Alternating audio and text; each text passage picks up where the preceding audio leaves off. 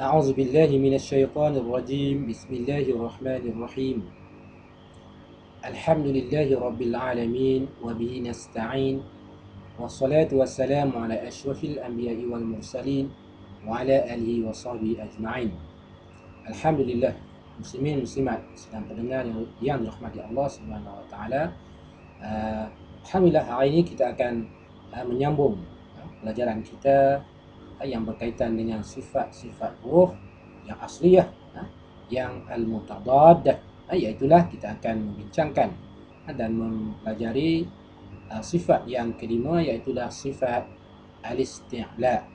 Sifat al-isti'la. Baik. Al-isti'la fil lughati, al-isti'la dari segi bahasanya ialah al-irtifa'u. Al-irtifa'u, itulah dalam bahasa Melayunya tertinggi, tertinggi ataupun terangkat, Baik.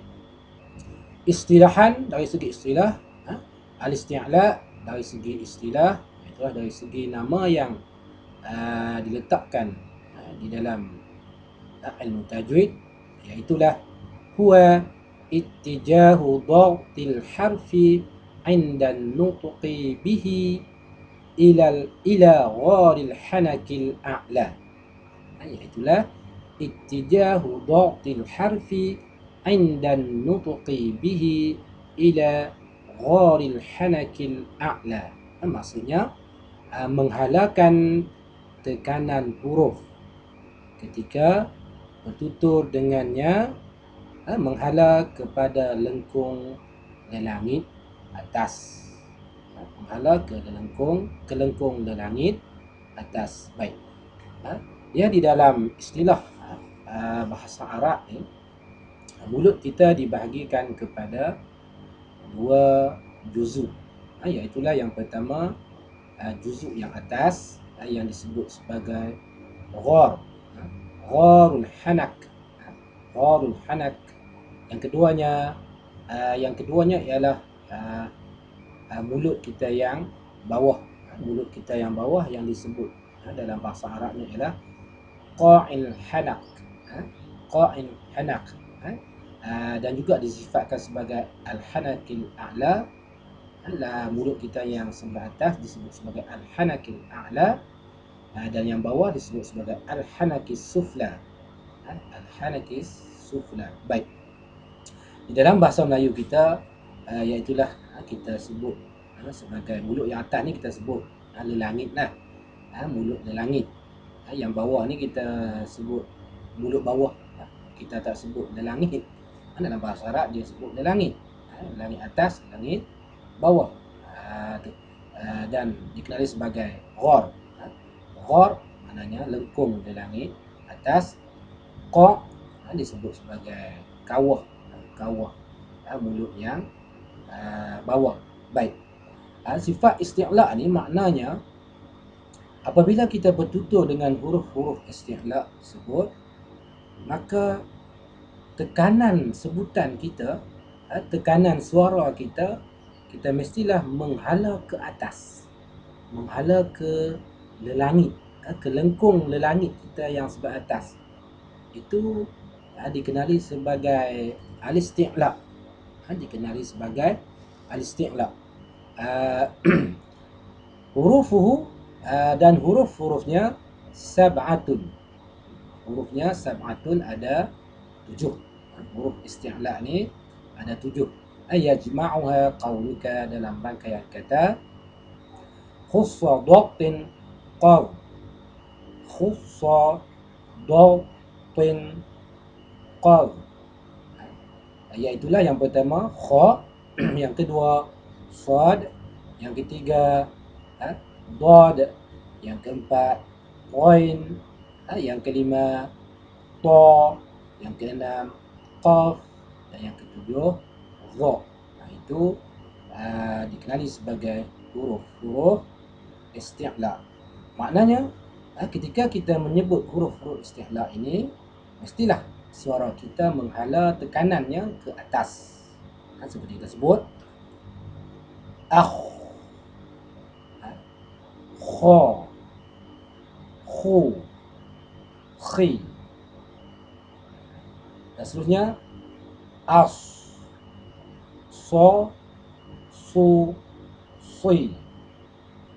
Dan seterusnya do, ad, do, du, di. Dan seterusnya al, ro, ru, ri. Dan seterusnya to, at, to, tu, ti. Dan seterusnya aqo, q, qu, pi. Dan seterusnya zo, zo, ru, ri. Itu dikenali sebagai isti'la, sifat isti'la. Maknanya apabila kita menyebut huruf-huruf tersebut, tekanan suara kita mestilah ke atas, jangan kita bertutur tekanan kita ke bawah. Ini sering berlaku di dalam luhun ajam, itulah luhun Melayu kita ni. Kita banyak menyebut huruf-huruf yang lain daripada huruf-huruf isti'la ni juga kita menyebut dengan isti'la. Contohnya seperti maliki yaumiddin, itu tak betul, itu isti'la. Maknanya mim ni bukan huruf isti'la, dia huruf istifal. Kita mesti sebut ma, bukan ma. Sebab kalau mo tu jadi isti'la, mana tekanan huruf kita sebut, kita halalkan tekanan huruf tekanan huruf ni, suara kita ke atas. Itu bersalahanlah dengan sifat mim. Sebab mim ni bukan sifat dia isti'la, dia sifat dia ialah istifal. InsyaAllah kita akan sentuh dalam sifat istifal. Baik, maknanya di dalam luhun Arab, dalam fusaha orang Arab, dia akan menyebut huruf-huruf isti'la ni begini: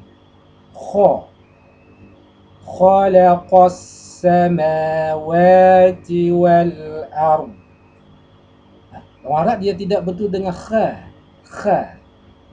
Kalau sebut khalaqas sama, itu salah. Kha, sebab kha ni dia kita menghalalkan tekanan huruf kita ke bawah.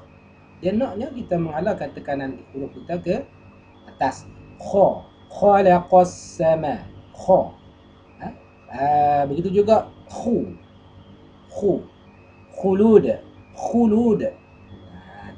bukan khulud, itu salah.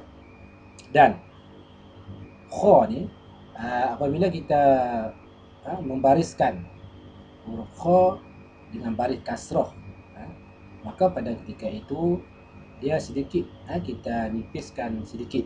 Mana kita tadi tidaklah ketika mana huruf kha ni berbaris kasrah, kita tidak menyebut lagi dengan sifat isti'la'nya yang sempurna lah. Maknanya yang sempurna mana kita sebut khi, tidak disebut sebagai khi.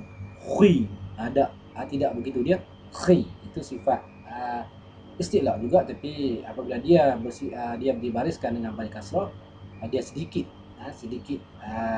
tidak begitu tebal. Baik, yang seterusnya huruf sad.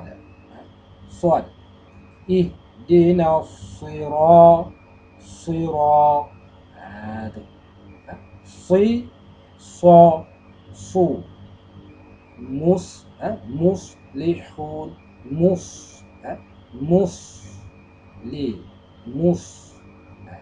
kita tidak boleh menyebut mus jadi sin. Kita sebut mus jadi sin, maknanya dia tekanan dia ke atas. Begitu juga huruf terusnya dad, wala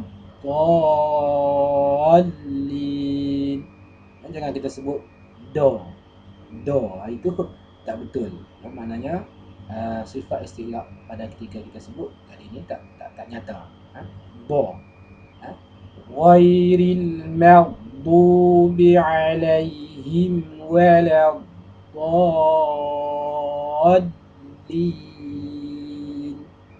Baik, yang seterusnya huruf ghain. Ghain. Au, jangan sebut tak mau. Nak au. Ghairil mau. Bukan ghairil mau. Itu tak betul tu. Ghairil mau. Banyak orang mereka yang membaca sedemikian. Ghairil mau. Tak mau nak mau. Maghdu. Itu disebut sebagai isti'la. Dan seterusnya to. To. Al. To. Tu. Ti. Kalla la tuti'hu wasjud waqtarib. Tuti'. Dan seterusnya huruf qaf. Qaf. Qaf. Aqqa. Aqqa. Khalaqa. Khalaqa. Bukan khalaqa. Qa tak makna qa. Khalaqas samawati wal ard. Seterusnya huruf dha. Awlama alaihim. Awlama alaihim. Dha. Dhu. Dhi. Dha. Dhu. Dhi. Minal zalimin. Baik. Tadi saya terlupa menyebut huruf ghain dan qaf ketika kita membariskan huruf tersebut dengan baris kasrah. Dia di dalam huruf isti'la yang 7 ni ada 3 huruf. Ketika dia berbaris kasrah, maka ketika itu kita nipiskan sedikit, bunyinya, bunyi isti'la tersebut kita nipiskan sedikit. Maknanya kita sebut ri, qi,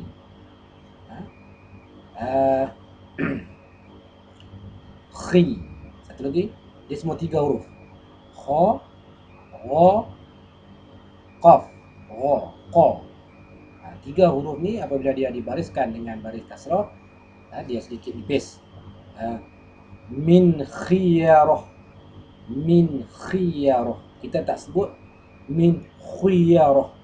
Itu tidak, maknanya Arab tidak menyebut khiyarah, dia sebut khiyarah. Dan ghain. Ghain. Ghilaw. Ghilaw. Tidak sebut ghilaw. Tak sebut macam tu, sebut ghilaw. Sikit nipis. Mustaqim. Mustaqim. Kita tak sebut mustaqim. Itu salah dari segi fusahanya. 3 keadaan, 3 huruf tersebut dalam 3 keadaan. Dalam satu keadaan, iaitulah ketika mana dia dibariskan dengan baris kasrah, maka ketika itu sifat isti'la'nya tidak begitu menonjol. Baik. Muslimin muslimat yang dirahmati Allah Subhanahu wa taala, kita perlu berhati-hati ketika kita menyebut huruf-huruf hijaiyah yang 28 ataupun 29. Iaitulah kita mestilah membezakan antara sifat isti'la dengan sifat al-istifal. Yang ni kita huruf-huruf yang bukan huruf isti'la, yang lain daripada huruf isti'la ini, kita mestilah nyatakan sifat istifalnya dengan jelas. Maknanya kita tidak sebut ma, kita sebut ma. Kita tidak sebut a, kita sebut a. Begitulah ba, kita tidak sebut ba. Ta, kita sebut ta. Dan juga tha, kita tak sebut tha. Itu salah. InsyaAllah kita akan sentuh dengan lebih mendalam lagi dan dengan lebih terperinci di dalam sifat al-istifal, insyaAllah. Kita akan bertemu di dalam halaqah yang lain pula. Jadi saya rasa setakat inilah pelajaran kita hari ini mengenai sifat huruf al-isti'la. Jadi wallahu alam bis-shawab.